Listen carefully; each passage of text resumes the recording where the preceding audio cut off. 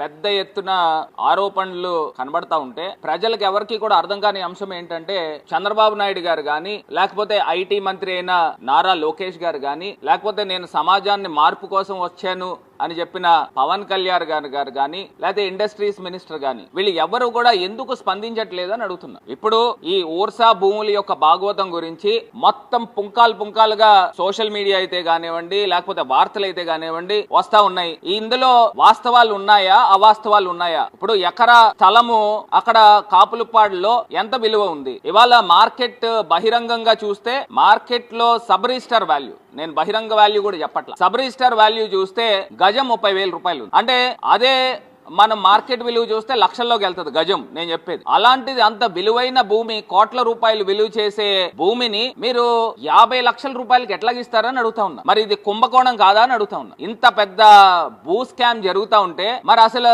Chief secretary కూడా ఎందుకు స్పందించరండి? నాకు అర్థం కాల. అసలు స్పందించాల్సిన అవసరం ఉందా లేదా అని అడుగుతా ఉన్నా.